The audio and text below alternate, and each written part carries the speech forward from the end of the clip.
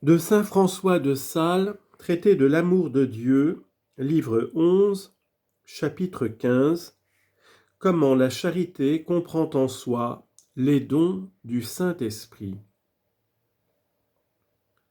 Afin que l'esprit humain suive aisément les mouvements et instincts de la raison pour parvenir au bonheur naturel qu'il peut prétendre, vivant selon les lois de l'honnêteté, il a besoin, premièrement, de la tempérance pour réprimer les inclinations insolentes de la sensualité. Deuxièmement, de la justice pour rendre à Dieu, au prochain et à soi-même ce qu'il est obligé. Troisièmement, de la force pour vaincre les difficultés qu'on sent à faire le bien et repousser le mal.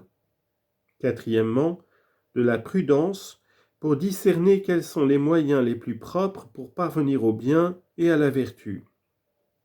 Cinquièmement, de la science pour connaître le vrai bien auquel il faut aspirer et le vrai mal qu'il faut rejeter.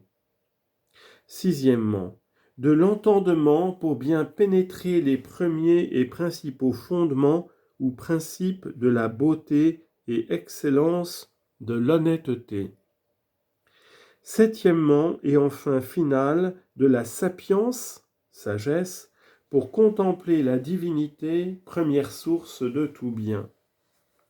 Telles sont les qualités par lesquelles l'esprit est rendu doux, obéissant et pliable aux lois de la raison naturelle qui est en nous. Ainsi, Théotime, le Saint-Esprit qui habite en nous, voulant rendre notre âme souple, maniable et obéissante à ses divins mouvements et célestes inspirations, qui sont les lois de son amour, en l'observation desquelles consiste la félicité surnaturelle de cette vie présente, il nous donne 7 propriétés et perfections pareilles presque aux 7 que nous venons de réciter, qui, en l'Écriture sainte et dans les livres des théologiens, sont appelés les dons du Saint-Esprit. Or, ils ne sont pas seulement inséparables de la charité, mais, toutes choses bien considérées et à proprement parler, ils sont les principales vertus, propriétés et qualités de la charité. Car, premièrement, la sapience n'est autre chose en effet que l'amour qui savoure, goûte et expérimente combien Dieu est doux et suave. Deuxièmement, l'entendement n'est autre chose que l'amour attentif à considérer et pénétrer la beauté des vérités de la foi pour y connaître Dieu en lui-même, et puis de là en descendant de le considérer dans les créatures. Troisièmement, la science au contraire n'est autre chose que le même amour qui nous tient attentifs à nous connaître nous-mêmes et les créatures pour nous faire remonter à une plus parfaite connaissance du service que nous devons à Dieu. Quatrièmement, le conseil est aussi l'amour en tant qu'il nous rend soigneux, attentifs et habiles pour bien choisir les moyens propres à servir Dieu saintement. Cinquièmement, la force et l'amour qui encouragent et animent le cœur pour exécuter ce que le conseil a déterminé devoir être fait. Sixièmement, la piété et l'amour qui adoucit le travail et nous fait cordialement, agréablement et d'une affection filiale employer aux œuvres qui plaisent à Dieu, notre Père. Et septièmement, pour conclusion, la crainte n'est autre chose que l'amour en tant qu'il nous fait fuir et éviter ce qui est désagréable à la divine majesté. Ainsi, Théotime, la charité nous sera une autre échelle de Jacob, composée des 7 dons du Saint-Esprit, comme autant d'échelons sacrés par lesquels les hommes angéliques monteront de la terre au ciel pour s'aller unir à la poitrine du Dieu Tout-Puissant et descendront du ciel en terre pour venir prendre le prochain par la main et le conduire au ciel. Car en montant au premier échelon, la crainte nous fait quitter le mal. Au deuxième, la piété nous excite à vouloir faire le bien. Au troisième, la science nous fait connaître le bien qu'il faut faire et le mal qu'il faut fuir. Au quatrième, par la force, nous prenons courage contre toutes les difficultés qu'il y a en notre entreprise. Au cinquième, par le conseil, nous choisissons les moyens propres à cela. Au sixième, nous unissons notre entendement à Dieu pour voir et pénétrer les traits de son infinie beauté. Et au septième, nous joignons notre volonté à Dieu pour savourer et expérimenter les douceurs de son incompréhensible bonté.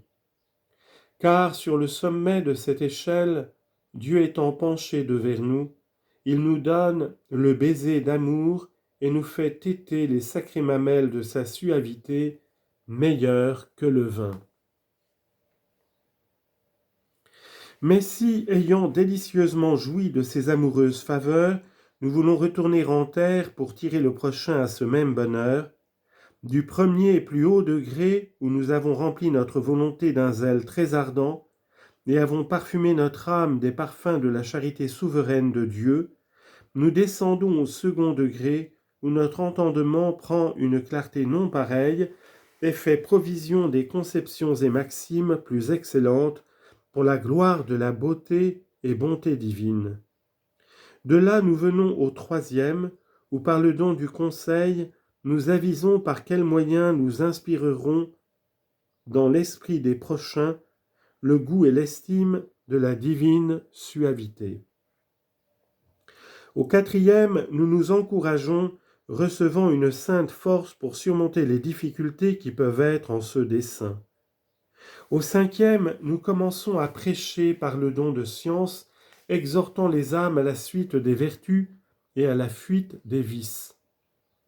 Au sixième, nous tâchons de leur imprimer la sainte piété, afin que, reconnaissant Dieu pour Père très aimable, ils lui obéissent avec une crainte filiale.